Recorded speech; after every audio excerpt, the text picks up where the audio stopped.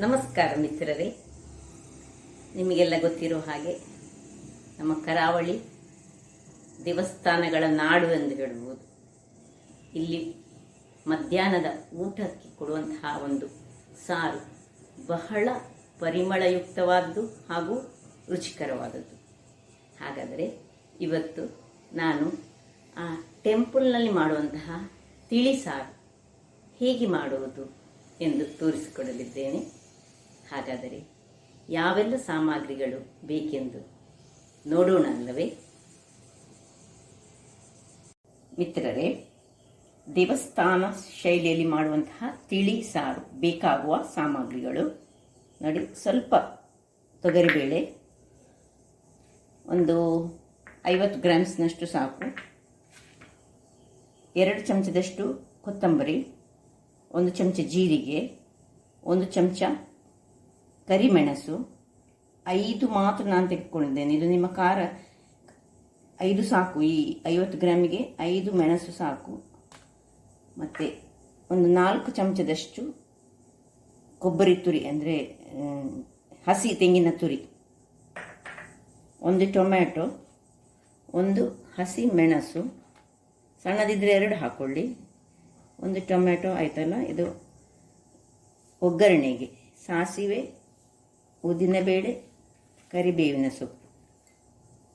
ಈಗ ಮೊದಲಿಗೆ ಒಂದು ಕುಕ್ಕರ್ನಲ್ಲಿ ನಾವು ಈ ತೊಗರಿಬೇಳೆಯನ್ನು ಚೆನ್ನಾಗಿ ಬೇಯಬೇಕು. ಅದು ತೊಗರಿಬೇಳೆ ಸರಿ ಬೆಂದು ಸ್ಮ್ಯಾಶ್ ಆಗಬೇಕು. ಬೇಕಿದ್ರೆ ನಾನು ಸ್ವಲ್ಪ ತೊಳೆದು ಇದನ್ನು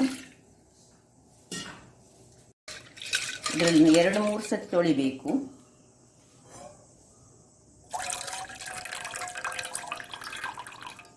ತುಂಬ ಬೇಡ.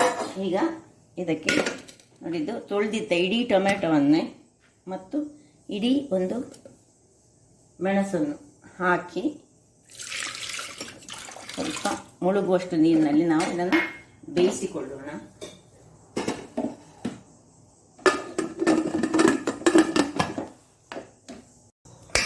ಒಂದು 4-5 ವಿಷಲ್ ತೆಗೆದುಕೊಂಡು ಸರಿಯಾಗಿ ಅದು ಬೇಯಲಿ, ಆಮೇಲೆ ನಮ್ಮ ಕೆಲಸ.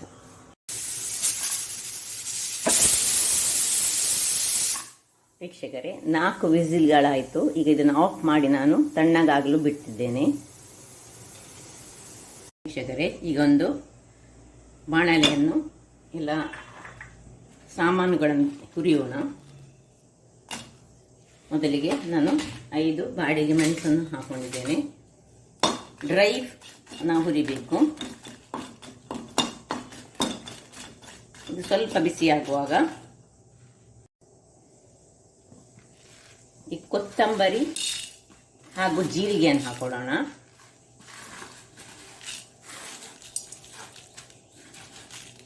ಮತ್ತೆ ಈ ಕರಿಮೆಣಸು, ಮತ್ತೆ ಒಂದು ಅರ್ಧ ಚಮಚದಷ್ಟು ಮೆಂತೆ,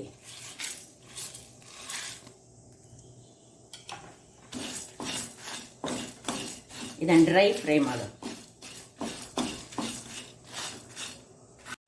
ಈಗ ಇದಕ್ಕೆ ಸ್ವಲ್ಪ ಕರಿಬೇವಿನ ಸೊಪ್ಪನ್ನು ಸ್ವಲ್ಪ ಹಾಕೊಳ್ಳೋಣ. ಸ್ವಲ್ಪ ಫ್ರೈ ಆದರೆ ಸಾಕದು, ಕೊನೆಗೆ ಹಾಕೊಂಡ್ರೆ ಆಯ್ತು.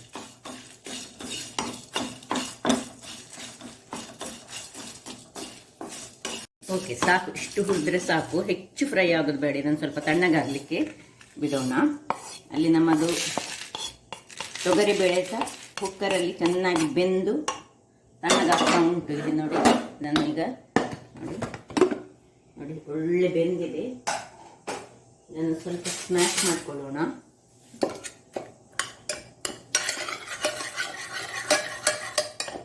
ನೋಡಿ, ಟೊಮ್ಯಾಟೊವನ್ನು ಸಹ ಈ ಇದರಲ್ಲೇ, ಯಾವುದರಲ್ಲೇ, ಸೌಟಿನಲ್ಲೇ ಒಳ್ಳೆ ಇದರಲ್ಲೇ ಇದು ಸ್ಮ್ಯಾಶ್ ಆಗಬೇಕು.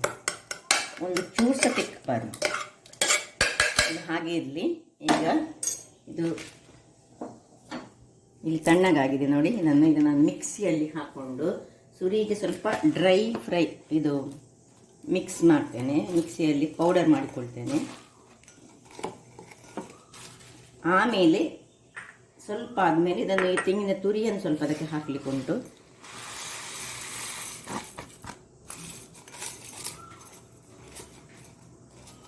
ನಾನು ಫ್ರೈ ಮಾಡಿ ತರ್ತೇನೆ, ಗ್ರೈಂಡ್ ಮಾಡಿ ತರ್ತೇನೆ. ನೋಡಿ ವೀಕ್ಷಕರೇ, ನೋಡಿ ಇಷ್ಟು ಇದಾಗುವಾಗ ಅದಕ್ಕೆ ಈ ತೆಂಗಿನ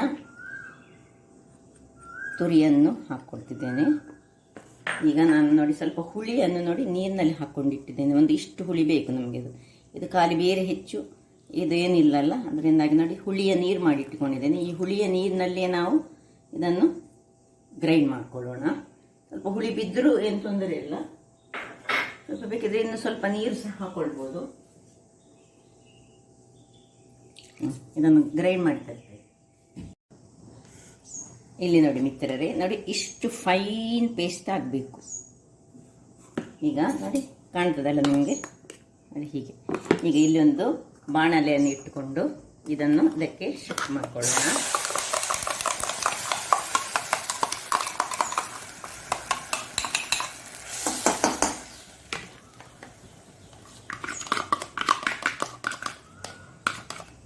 ಸ್ವಲ್ಪ ನೀರನ್ನು ಹಾಕೊಳ್ಳೋಣ. ಸರಿಯಾದ ನೀರು ಬೇಕು ನಮಗೆ.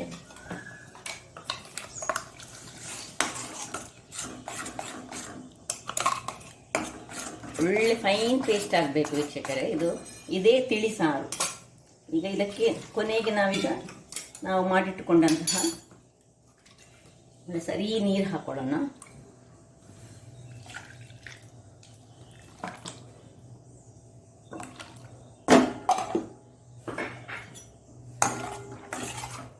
ಇನ್ನು ಸಹ ಸ್ವಲ್ಪ ನೀರನ್ನು ಹಾಕೊಳ್ಳೋಣ. ನೋಡಿ ಇನ್ನೂ ಸಹ ಬೇಕಿದ್ರೆ ನೀರು ಮಾಡಿಕೊಳ್ಬೋದು. ಈಗ ಇಲ್ಲಿಗೆ ನಾವು ಉಪ್ಪನ್ನು, ರುಚಿಗೆ ತಕ್ಕಷ್ಟು ಉಪ್ಪನ್ನು ಹಾಕೊಳ್ತಿದ್ದೇನೆ. ಇದನ್ನು ಕುದಿ ಬರಲಿಕ್ಕೆ ಬಿಡಲಿಕ್ಕೆ ಉಂಟು. ಈಗ ಬೆಲ್ಲ ವೆರಿ ಇಂಪಾರ್ಟೆಂಟ್ ಹೇಳಿದರೆ, ಈ ತಿಳಿಸಾರು, ದೇವಸ್ಥಾನದ ತಿಳಿಸಾರಿನಲ್ಲಿ ಉಪ್ಪು, ಬೆಲ್ಲ, ಹುಳಿ ನೋಡಿ ಇಷ್ಟು ತೊಂಡು ಒಂದು 20 ಗ್ರಾಮ್ಸ್ನಷ್ಟು ಬೆಲ್ಲವನ್ನು ಹಾಕೊಳ್ತಿದ್ದೇನೆ. ಈಗ ಇದನ್ನು ಮುಚ್ಚಿ ಕುದಿ ಬರಲಿಕ್ಕೆ ನಾವು ಬಿಡೋಣ. ಒಂದು ಕುದಿ ಬಂದ ಮೇಲೆ ಈಗ ಇದಕ್ಕೆ ನಾವು ಬೇಯಿಸಿಟ್ಟಂತಹ ಈ ತೊಗರಿ ಬೇಳೆ ನೋಡಿ, ಇದನ್ನು ಬೇಕಿದ್ರೆ ನಾವು ಮಿಕ್ಸಿಯಲ್ಲಿ ಇದನ್ನು ನೋಡಿ ಇನ್ನೂ ಸ್ವಲ್ಪ ಒಳ್ಳೆ ಫೈನ್ ಮಾಡಿಕೊಂಡು ಮಾಡ್ಬೋದು, ಅಥವಾ ಇದನ್ನೇ ಹಾಕೊಳ್ಬೋದು. ಇದು ನಾನು ಒಳ್ಳೆ ನೋಡಿ ಇದರಲ್ಲಿ ಒಳ್ಳೆ ಫೈನ್ ಮಾಡಿದೆ. ಮಿಕ್ಸಿಯಲ್ಲಿ ಹಾಕಬೇಕಂತ ಇಲ್ಲ, ನೀವು ಬೇಕಿದ್ರೆ ಮಿಕ್ಸಿಯಲ್ಲಿ ಸಹ ಹಾಕೊಂಡು ಇದನ್ನು ಒಳ್ಳೆ ಫೈನ್ ಮಾಡಿಕೊಂಡು ಹಾಕಿದರೆ ಏನು ಸಿಕ್ಕುದಿಲ್ಲ. ಒಳ್ಳೆ ತಿಳಿ ಸಾರು ಮಾತ್ರ ಸಿಗ್ತದೆ. ನೋಡಿ ಮಿಕ್ಸಿಗೆ ಹಾಕೊಳ್ತಿದ್ದೇನೆ. ಒಂದು ರೌಂಡ್ ತೆಗಿತಿದ್ದೇನೆ ಅಷ್ಟೇ, ಒಂದೇ ರೌಂಡ್ ಸಾಕು. ನೋಡಿ ಆಲ್ರೆಡಿ ಇದು ಆಗಿದೆ ನನ್ನದು, ಇದು ಒಳ್ಳೆದು. ನೋಡಿ ಒಂದು ರೌಂಡ್ ತೆಗೆದಷ್ಟೇ. ನೋಡಿ ಇದನ್ನು ಒಂದು ಕುದಿ ತೆಗೆದು ನೋಡಿ ಹೇಗೆ ಒಳ್ಳೆ ಫೈನ್ ಪೇಸ್ಟ್ ಆಯ್ತಲ್ಲ. ನೋಡಿ ಇಲ್ಲಿ ಆಲ್ರೆಡಿ ಇದು ಕುದಿತಾ ಉಂಟು ವೀಕ್ಷಕರೇ. ಇದಕ್ಕೀಗ ನಾನು ಇದನ್ನು ಸೇರಿಸ್ಕೊಳ್ತಿದ್ದೇನೆ. ನೋಡಿ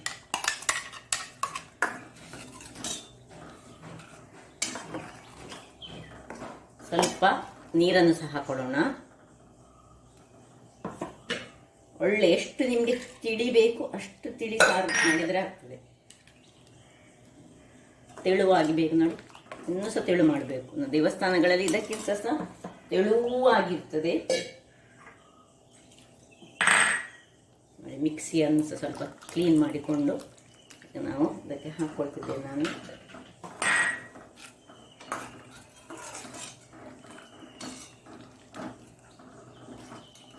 ಹೇಗೆ ಬಂದಿದೆ ನೋಡಿ. ಇದಕ್ಕೆ ಇನ್ನೂ ಸಹ ಸ್ವಲ್ಪ ನೀರು ಹಾಕ್ಕೊಳ್ಬೇಕು. ಸ್ವಲ್ಪ ದಪ್ಪ ಆಗಿದೆ ಅಂತ ಹೇಳಿ ನೋಡಿ ಸ್ವಲ್ಪ ನೀರು ಹಾಕ್ಕೊಳ್ತಿದ್ದೇನೆ. ನೋಡಿ ಎಷ್ಟು ನೀರು ಬೇಕು ಅಷ್ಟು ನೀರು. ಇಲ್ಲಿ ಉಪ್ಪು ನೋಡಿಕೊಳ್ಳಿ, ಸ್ವಲ್ಪ ಚಪ್ಪೆ ಉಂಟು ನೋಡ. ನಾನು ಸ್ವಲ್ಪ ಉಪ್ಪನ್ನು ಹಾಕೊಳ್ತಿದ್ದೇನೆ. ಈಗ ಇನ್ನಿಲ್ಲಿ ಇದನ್ನು ಕುದಿ ಬರಲಿಕ್ಕೆ ಬಿಡೋಣ. ಒಂದು ಒಳ್ಳೆ 2-3 ಕುದಿ ಬರಬೇಕು. ಅಷ್ಟರಲ್ಲಿ ನಾವು ಈ ಸೈಡ್ನಲ್ಲಿ ಒಗ್ಗರಣೆಗೆ ರೆಡಿ ಮಾಡಿಕೊಳ್ಳೋಣ.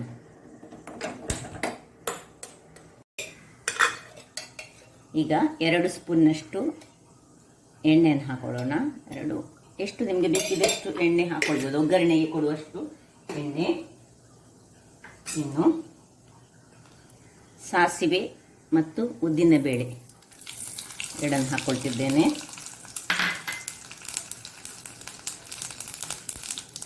ಒಳ್ಳೆ ಕರಿಬೇವಿನ ಸೊಪ್ಪು,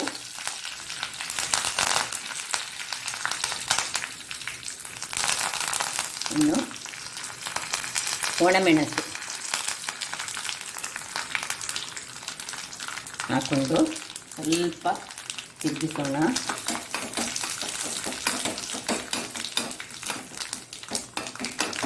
ಇನ್ನು ಹಿಂಗು ಹಾಕೊಳ್ಳೋಣ, ಸ್ವಲ್ಪ ಹಿಂಗು.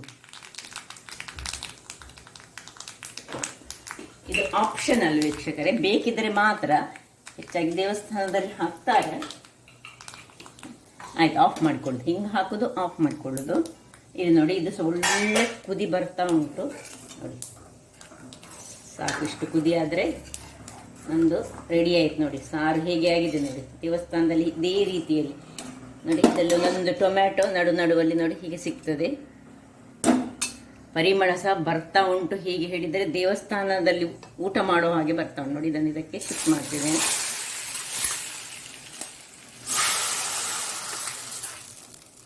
ಆಯ್ತು, ಇದನ್ನೀಗ ಆಫ್ ಮಾಡ್ಕೊಡೋಣ.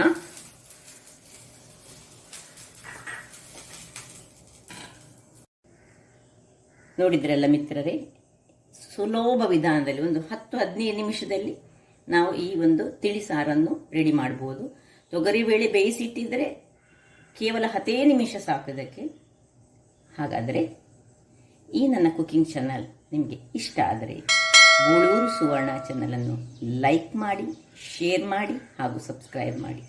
ಹಾಗೂ ನನ್ನ ಇನ್ಸ್ಟಾಗ್ರಾಮ್ ಪೇಜನ್ನು ಫಾಲೋ ಮಾಡಿ. ಧನ್ಯವಾದಗಳು.